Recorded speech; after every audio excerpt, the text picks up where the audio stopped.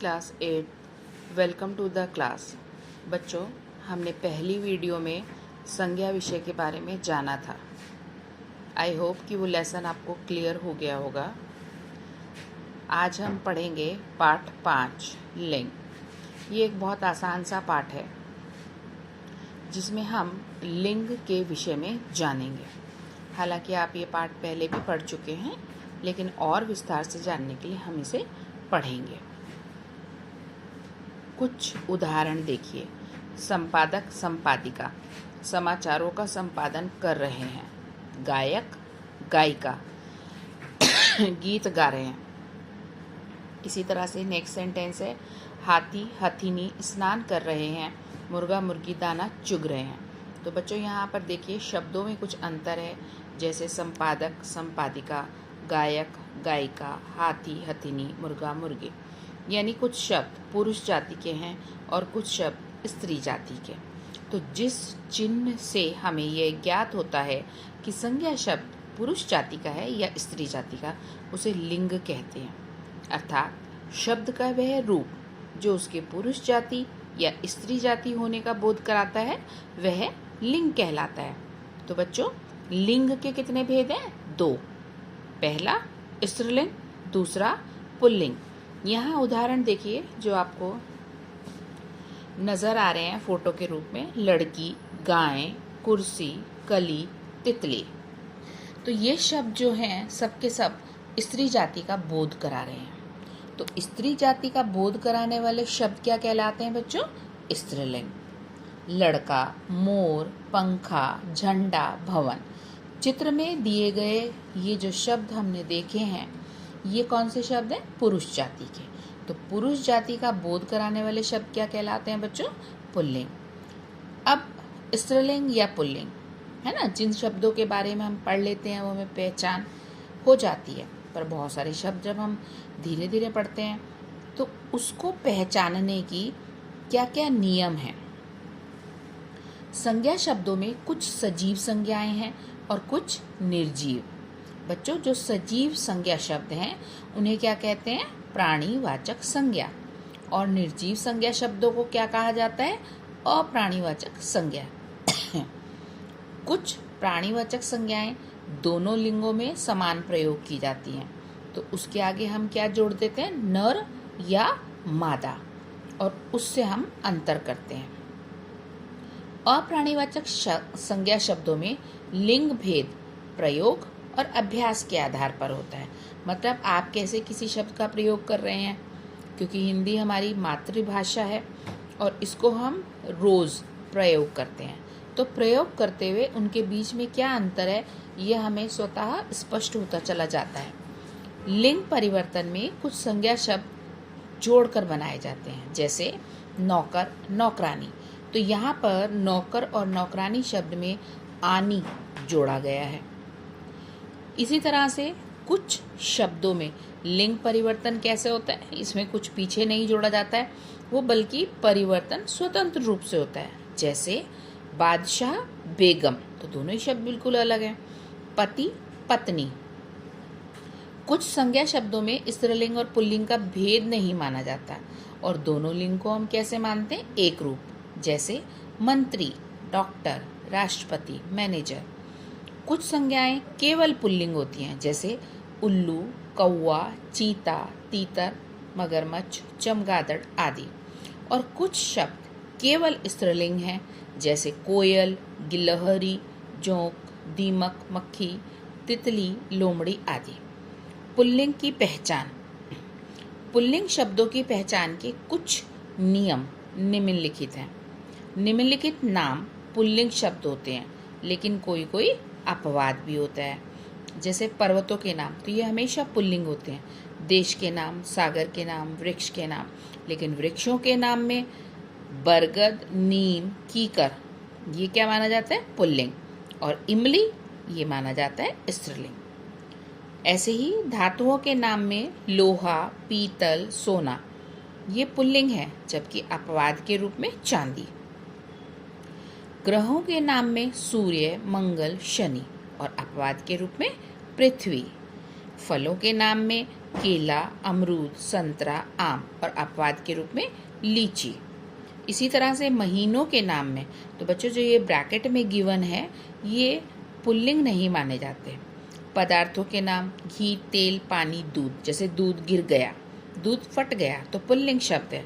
लेकिन अपवाद के रूप में चाय, लस्सी, तो चाय ठंडी हो रही है ना, ये शब्द स्त्रीलिंग में आ जाता है। आगे है बच्चों रत्नों के नाम, जैसे हीरा, पुखराज, पन्ना, मोती। व्यवसाय सूचक शब्द कहानीकार, समुदायवाचक नाम गुच्छा, स्थानों के नाम चिकित्सालय, शरीर के अंगों के नाम हृदय, सिर, हाथ, कंधा। लेकिन अपवाद रूप में जीभ, आँख, नाक, जैसे मेरी आँख दुख रही है ना। तो कुछ प्रत्यय शब्द वाले शब्द जो होते हैं वो कैसे होते हैं? पुल्लिंग। जैसे एरा प्रत्यय के योग से बना हुआ शब्द लुटेरा, ममेरा।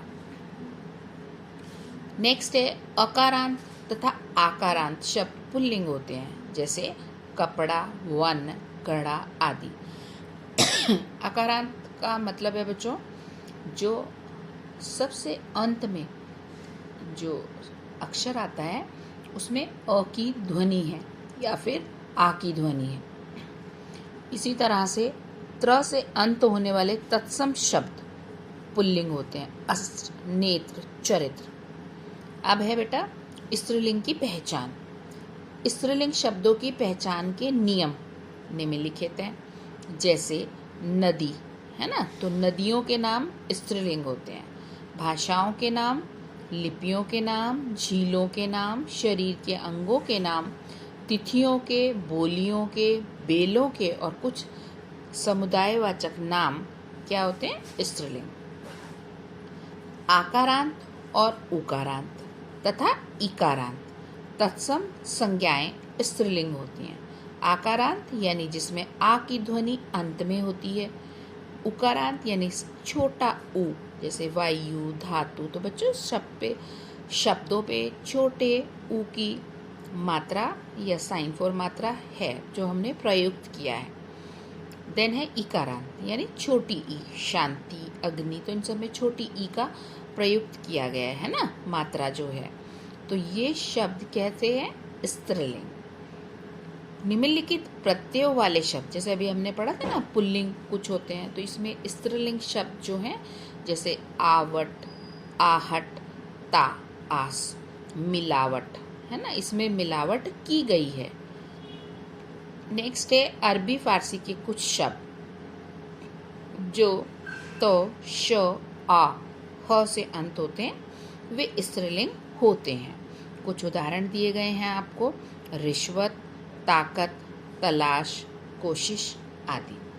बच्चों पुल्लिंग से यदि हमें स्त्रीलिंग शब्द बनाना है तो पूरी टेबल तो मैं नहीं पढ़ूंगी, लेकिन हाँ नियम बता रही हूँ आपको। जैसे पहला नियम है अ को आ करके, छात्र, छात्रा है ना, अग्रज, अग्रजा। नेक्स्ट है अ आ को ई करके, यानी वो शब्द जिसमें अंत में ध्वनि आती है अ या फिर आ, तो इनको हम बड़ी ई यानी ई के रूप में बदलते हैं। जैसे देव, देवी, रस्सा, रस्सी। अगला है आ को ईया करके, जैसे मुन्ना तो मुनिया, तो मुनिया में आपने ई और या ये प्रत्यय का योग किया है। अंत में इन जोड़कर ग्वाला, ग्वालिन, पड़ोसी, पड़ोसिन। नेक्स्ट है अंत में आइन जोड़कर, जैसे गुरु शब्द से गुरु आइन है ना, चौबे से चौबाइन, पंडा से पंडाइन। नेक्स्ट है बच्चों अक को इका बनाकर, जैसे मूषक, तो उसमें जो ध्वनि आती है वो अक है, और इसका स्त्रीलिंग शब्द बनाते हुए हम करते हैं मूषिका। संपादक, संपादिका।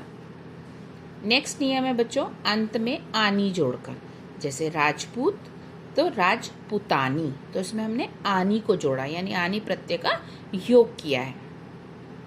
नेक्स्ट नियम है अंत में नी जोड़कर, रीच रीचनी, भाट भाटनी। तो हमने नी प्रत्यय का योग किया।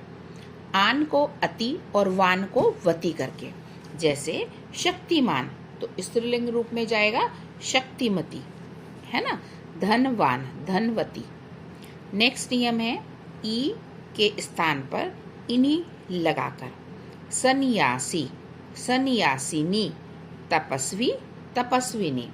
नेक्स्ट नियम है ता के स्थान पर त्री लगाकर, दाता दात्री, नेता नेत्री। और अगला नियम है अन्य नियम। इनका स्त्रीलिंग रूप क्या होता है बच्चों? अलग हो जाता है। जैसे वीर वीरांगना, नर मादा, मियाँ बीबी, विधुर विधवा, बैल गाय, वर वधू। तो इनमें हमारा स्त्रीलिंग रूप पुल्लिंग रूप से बिल्कुल भिन्न है। ये टेबल में पढ़ रही हूँ पूरी।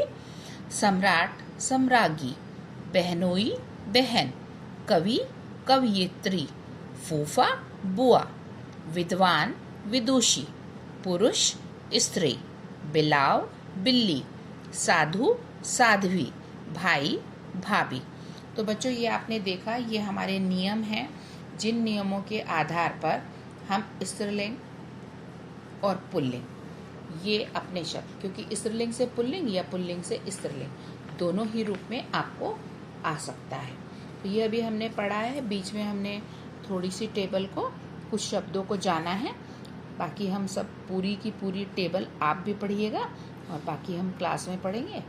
और आई होप कि आपको ये पार्ट स्पष्ट हो गया होगा और मिलते हैं आपसे नेक्स्ट वीडियो में। Till then good bye.